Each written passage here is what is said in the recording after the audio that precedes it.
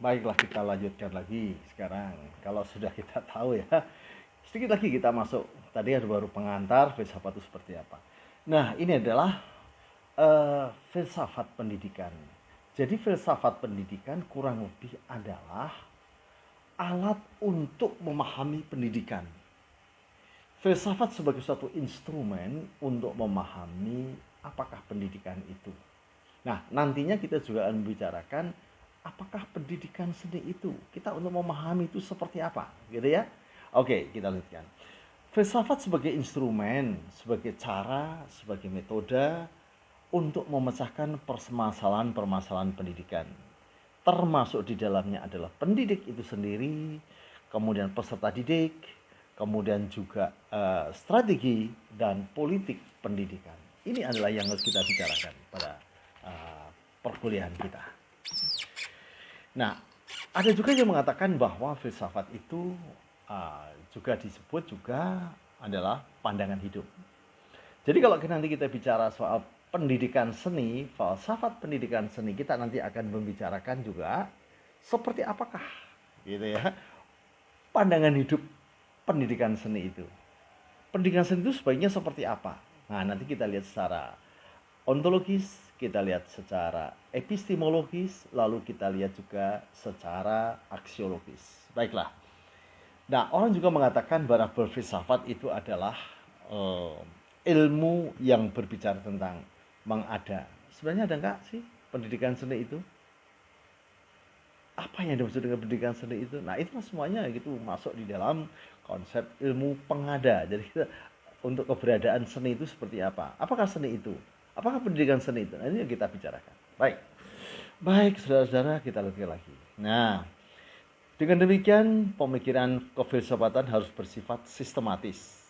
Dalam arti berpikir logis, rasional tentang hakikat masalah yang dihadapi atau permasalahan yang dipikirkan bersifat radikal. Artinya menyangkut persoalan-persoalan mendasar sebagai konsep pendidikan pada akar-akarnya.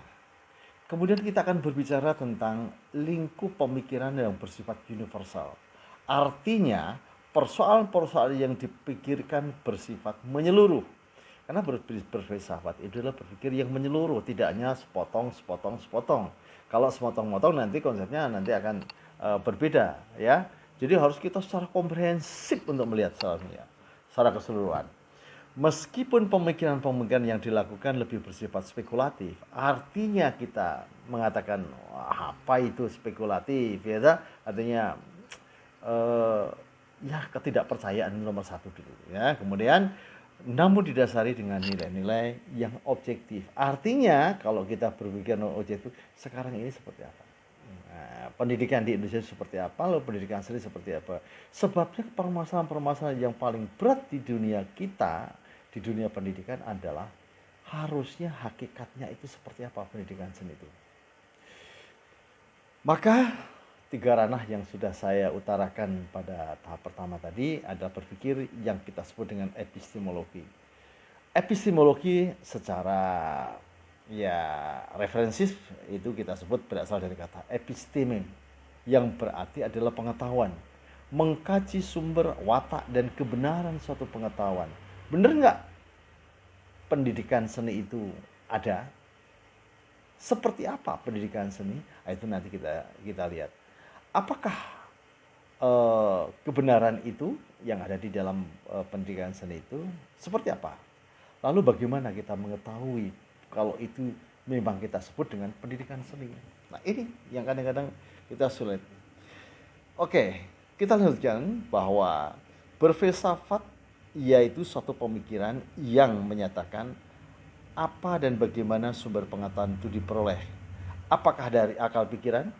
Apakah dari kita sebut juga ya kalau pemikiran pada rasionalismenya, atau dari pendalaman panca indera atau secara empiristik, atau dari ide-ide aliran-aliran yang ada. Sebab pendidikan seni itu adalah mendidik seni. Seni itu asal usulnya dari mana? Apakah seni itu dari sosiologi? Apakah seni itu dari kebudayaan? Apakah seni itu dari konsep-konsep art itu sendiri, desain, nah ini yang harus kita pikirkan. Karena kalau tidak memulai dari awal, kita tidak akan bisa. Oleh karena itu, apakah satu lagi, apakah seni itu berangkat dari konsep ketuhanan atau kita sebut dengan teologisme. Nah inilah, jadi kalau pembicaraan tentang filsafat pendidikan seni itu kita dari satu, ya kita sebutkan dari pikiran atau kita sebut dengan rasionalisme. Pendidikan seni berangkat dari ini, misalnya dari kebudayaan, maka seni itu bagian dari kebudayaan, maka pendidikan seni adalah bagian dari pendidikan kebudayaan.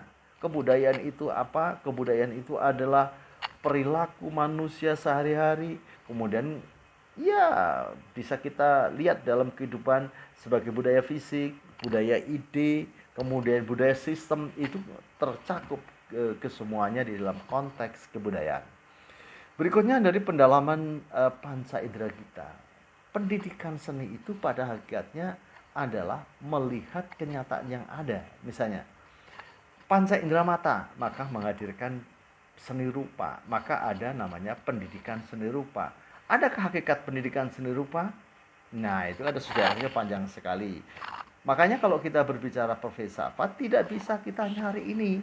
Kita harus berbicara secara panjang dengan sejarah. Makanya saya usulkan yang pertama tadi adalah berpikirnya adalah berpikir secara filsafatis berdasarkan kesejarahan. Dulu bagaimana, sekarang bagaimana, sehingga kita akan mengambil esensi dari seluruh perkembangan seni itu tadi. Tidak mungkin kalau kita hanya melepaskan begitu saja.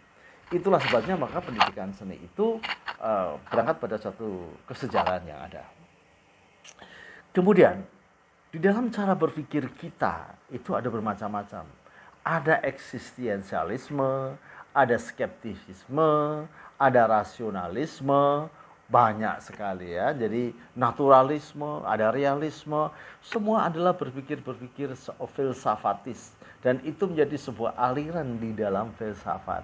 Nah, ini kita tidak memperdalam sampai sedetil-detilnya, hanya kita mencoba apakah masing-masing permasalahan-permasalahan tadi, ya. Nanti kita bicara lagi, apakah filsafat ini, apakah filsafat rasionalisme, apakah yang disebut dengan filsafat realisme, naturalisme, eksistensialisme, nanti kita bicara untuk periode-periode berikutnya. Berikutnya adalah dari gagasan dari Tuhan. Artinya ini bersifat teologisme. Ya, jadi kalau kita bersifat teologisme nanti kita berangkat pada konsep keagamaan, keyakinan kita seperti apa. Sebab tidak mungkin kalau kita hanya bicara begitu saja berangkat dari mana, itu sulit. Jadi nanti dari konsep teologisme itu seperti apa. Seni hadir karena ada Tuhan. Karena keindahan yang pertama kali diciptakan adalah keindahan atau estetika alami. Estetika alami siapa yang membuat? Tuhan. Kita nonton pemandangan, apakah kita yang membuat? Tidak, Allah. Allah atau Tuhan yang menciptakan keindahan itu yang alami. Pemandangan di gunung, pemandangan di samudra yang begitu indah, apakah kita menciptakan? Tidak. Kita juga bisa menciptakan yang disebut nanti keindahan artifisial atau disebut dengan estetika artifisial. Estetika artifisial adalah buatan manusia untuk menciptakan keindahan yang mencoba menuruni ke konsep-konsep artistika dari Tuhan. Itulah konsep itu pertama kali. Nah, oleh karena itu pendidikan seni itu ya seperti apa? Mari kita lihat satu persatu nanti rasionalisme seperti apa. Inilah kehebatannya kalau kita berpikir epistemologi. Jadi ada 4, sekali lagi kita berpikir rasionalisme. Artinya apakah seni itu benar ada gitu. Ya ada, adanya seperti apa? Kita pikir, kita analisis, ini ada seni, ini akan kita didikkan. Apakah kita mendidik seperti ini? Nah, ini yang harus kita bicarakan kan seperti itu. Nah, itu yang disebut dengan rasionalisme. Kemudian berikutnya adalah berpikir empiristik atau bersangkat dengan pandangan kita. Seni adalah ungkapan perasaan yang begitu dalamnya kita kristalisasikan, kita visualkan menjadi sebuah karya. Maka karya hasil resapan dari seorang seniman atau peseni ini kemudian masuk kita ungkapkan dalam konteks representasi, maka menghadirkan sebuah karya seni. Secara rasional berangkat dari nonton adalah konsep empiristik, nonton mana yang paling bagus, mana yang paling indah. Dari yang indah ini kita lihat menjadi sebuah titik besaran, kita berpikir, kita merenung, kita memilih satu objek yang akan kita kembangkan. Titik ini kita sebut sebagai titik besaran. Oleh karena itu, berpikir empiristik, kita melihat titik besaran yang dari objek yang terkecil, yang disukai, yang menjadi perhatian, yang menjadi titik utama kita berpikir. Makanya disebut dengan titik besaran. Nah, oleh karena itu, konsep berikutnya adalah dari ide-ide. Nah, menurut orang naturalisme, karena aliran naturalisme itu berangkat pada kenyataan yang ada, natural, alami, atau realistik adalah kenyataan yang ada seperti apa, maka pendidikan seni itu adalah melahirkan satu pemikiran-pemikiran yang realistik. Kita ini berkarya untuk bisa cari uang, untuk kita berkarya untuk bisa mengekspresikan gagasan kita, perasaan kita. Itu adalah konsep-konsep dari idealisme. Kalau empiristik itu dari pengalaman, dari melihat dan sebagainya, ternyata yang paling indah ada seperti ini dan ini menjadi titik besaran kita. Ini yang kita pikirkan. Kemudian yang berikutnya dari Tuhan. Nah, ini kalau kita melihat satu karya seni dari pemikiran-pemikiran, keagamaan, nanti akan hasilnya juga berbeda. Karena ya, agama itu melarang kita melihat agama melarang kita ini melakukan ekspresi misalnya yang realistik gitu ya, makanya tidak boleh.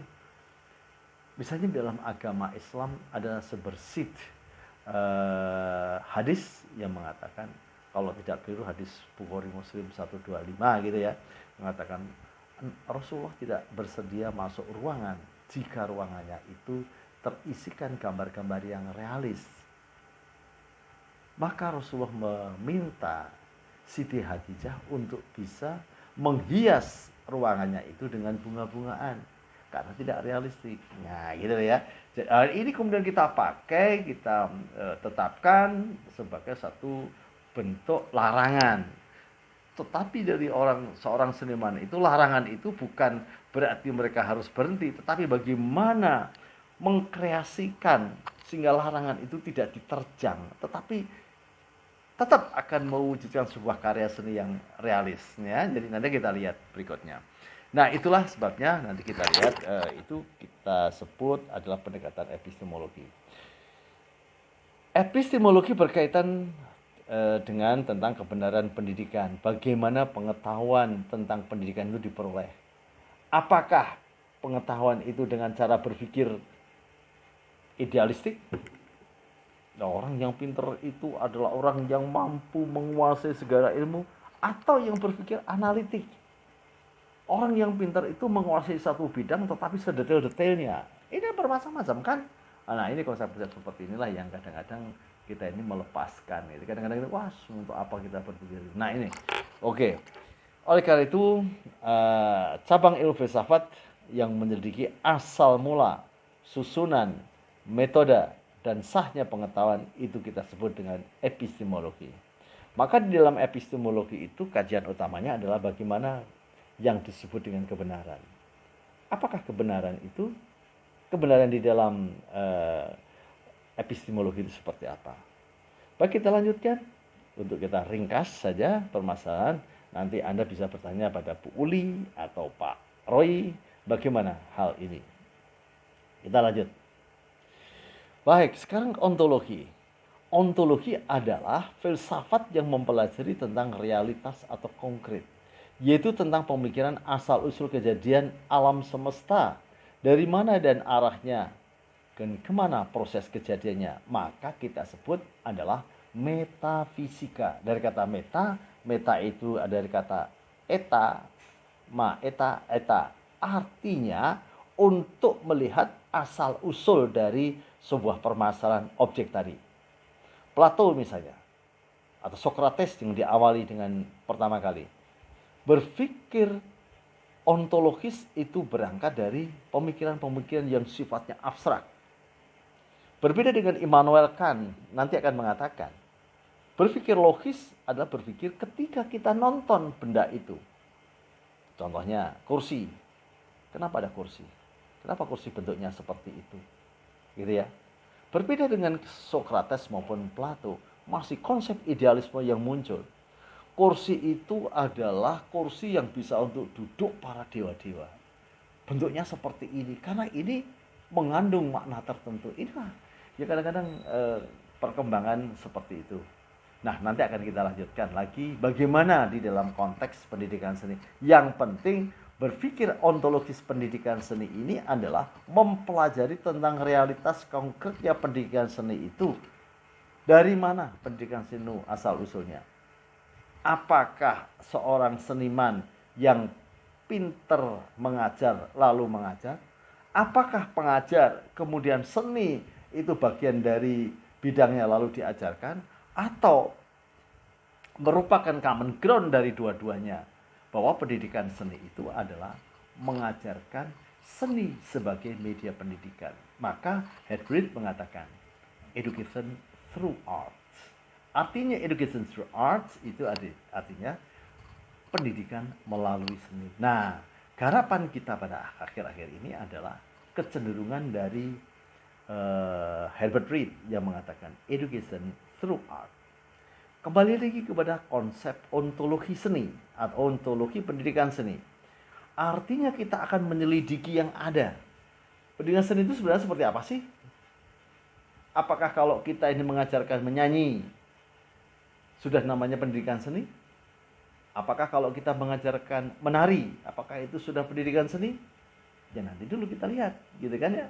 Ini konsep-konsep dari pendidikan seni. Nah, kalau kita dengan menggambar, apakah menggambar itu pendidikan seni? Nah, ini kebenarannya di mana? Karena konsep pendidikan seni itu khas. Nanti kita bicarakan apakah pendidikan seni itu. Tapi yang penting cara untuk mempelajarinya adalah dengan cara ontologis, yaitu mencari keberadaan yang ada. Mencari kenyataan atau the reality. Kalau yang pertama tadi ada being, the secondly is reality. Kemudian ada suatu perubahan di dalam cara berpikir kita sebut dengan change. Kita berpikir secara existence, kita berpikir secara essence, kita berpikir secara substance, kita berpikir secara tunggal one atau jamak atau many. Mana? Jadi cara berpikir ontologis akan lebih kuat lagi. Makanya ada kata yang disebut dengan metafisika. Zaman dulu metafisika itu berangkat dari suatu pemikiran. Tuhan itu ada, maka dewa itu ada misalnya ya. Dewa itu seperti apa? Karena ada kelanjutan dari pemikiran-pemikiran animisme, kemudian dinamisme, lalu menghasilkan bentuk-bentuk patung yang antropomorfik. Patung-patung yang diciptakan berdasarkan ikonologi ikon-ikon manusia. Manusia yang ada di air, kita sebut dengan dewa air, karena menguasai air. Konsepsi dewa air adalah seperti ini. Maka kalau dalam Hindu misalnya, ada dewa Sudarsana misalnya. Itu ada suatu konsep-konsep yang khas ya. Yang kemudian kalau itu orang yang kuat bisa menjunjung dunia, ya dewa Atlas misalnya kan gitu kan. Atau Apollo atau Discobolos, itu adalah soal pelempar cakram yang luar biasa Discobolos. Silakan lihat dari internet ya, nanti dibuka apa yang disebut dengan Apollo. Ada lagi yang namanya Karyatid ya, Karyatide gitu ya. Kalau laki-laki Apollo, kalau cewek namanya Karyatide, Karyatid itu. Itu semua adalah dewa berdasarkan dari imajinasi sang seniman pada saat itu. Karena berangkat dari konsep biomorfisme pada zaman animisme tadi. Nah, ini berlanjut konsep-konsep ini dengan perenungan mulai dari Socrates menuju kepada Plato yang lebih realistik. Nah, kalau gitu misalnya di Plato, ars imitatur naturam yang dikembangkan oleh Plato itu adalah seni itu merupakan tiruan dari alam. Maka Alam itu yang seperti apa? Alam yang gaib, yang tidak tampak, dan alam yang tampak. Plato mengatakan yang penting adalah yang tampak. Dewa, idealnya manusia adalah manusia yang ideal. Gagah, hebat, dewa laki-laki. Karena konsepnya laki-laki kalau gagah ya mesti kuat ya kan gitu kan. Bisa mencari uang, bisa bekerja dan di mana-mana. Ini konsep yang pertama kali. Mari kita lihat berikutnya. Nah, berikutnya dewa-dewa tadi di masa Immanuel Kant udah dipikirkan berikutnya. Artinya konsep idealisme keberadaan nanti adalah pada hal yang fisik. Kalau non fisik kita tidak bisa. Fisik seperti apa? Ya sudah, kesian itu ya adalah berkarya seni. Dan itu berjalan lama sekali, bahkan sampai sekarang konsep-konsep Immanuel Kant itu ada. Makanya Immanuel Kant adalah bapak rasionalisme pertama kali, tetapi juga bapak estetika, karena estetika itu diangkat dari konsep rasionalisme. Estetik misalnya di dalam suatu karya seni, tari misalnya, ya idenya seperti apa, kemudian olah tubuhnya seperti apa, menggarap gerakan seperti apa. Bisa nggak gerakan tadi bisa menggambarkan apa yang akan diciptakan oleh seseorang, yang dipikirkan seseorang. Ini yang terjadi pada saat seorang seniman itu menciptakan. Nah, konsep-konsep ini oleh zamannya Immanuel Kant kita sebut dengan konsep fisik. Jadi metafisika yang benar-benar. Jadi fisik itu adalah membahas tentang keberadaan. Ta eta, dari ta itu sebelum, sekarang, dan sesudah. Maka metafisika adalah berpikir tentang dulu, sekarang, dan yang akan datang. Maka kita sebut dengan metafisik. Pendidikan seni, secara metafisik, dulu itu hadirnya dari mana? Nah, gitu kan ya. Memang ada mengatakan dari perjalanan perkembangan filsafat seni gitu. Ya monggo silakan. Boleh aja kita mengatakan. Tetapi bagi orang-orang pendidikan, kenapa pendidikan seni itu hadir? Bukan hanya karena sebagai seorang seniman. Jadi pendidikan seni itu hadir bukan karena mereka akan jadi seniman, tetapi tidak.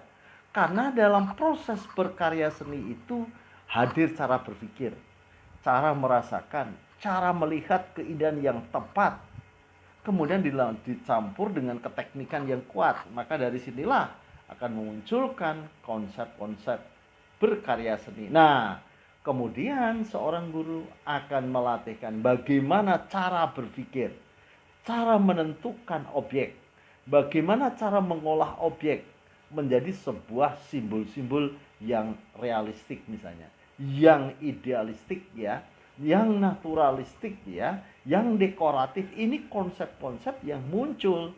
Nah, nanti kita tidak usah bicarakan masalah simbol karena nanti kita akan banyak berbincang-bincang dengan semiotika ya. Karena semiotika itu ilmu lambang ya, nanti kita bicara berikutnya. Berikutnya sekarang.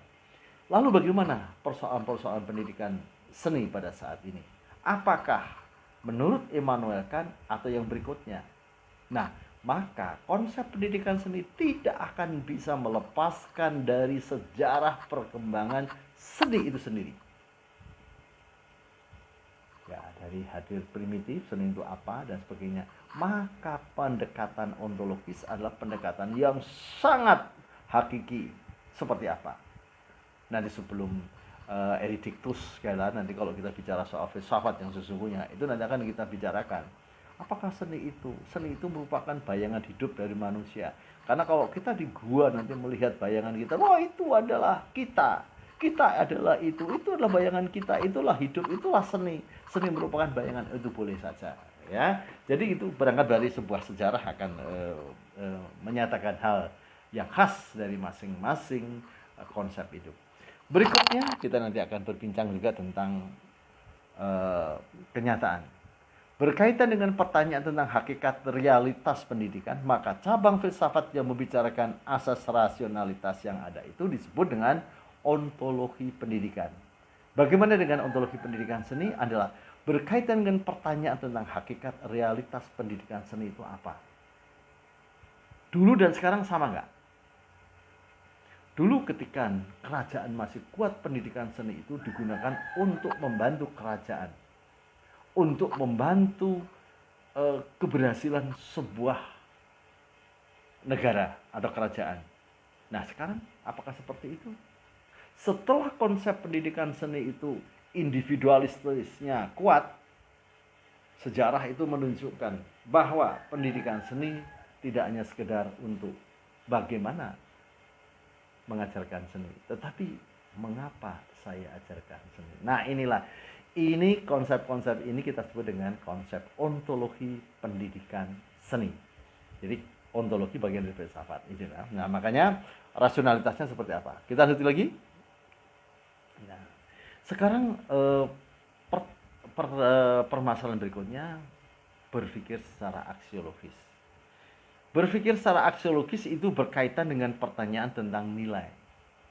Bagaimana mengimplementasikan. Sebenarnya nilainya apa sih pendidikan seni itu? Di mana sih posisi pendidikan seni? Di otak, di rasa, atau di skill? Ki Hajar Dewantara mengatakan ada 3. Kognitif, afektif, atau psikomotorik. Atau tiga-tiganya. Nah, ini nanti kita perbincangkan, nanti kita diskusikan ya. Nanti Bu Uli dan Pak Roy akan mencoba mendiskusikan seperti apa posisi pendidikan seni ini. Oleh karena itu berkaitan dengan pertanyaan tentang nilai dan implementasinya. Misalnya, bisa nggak pendidikan seni itu mengembangkan etika atau moral?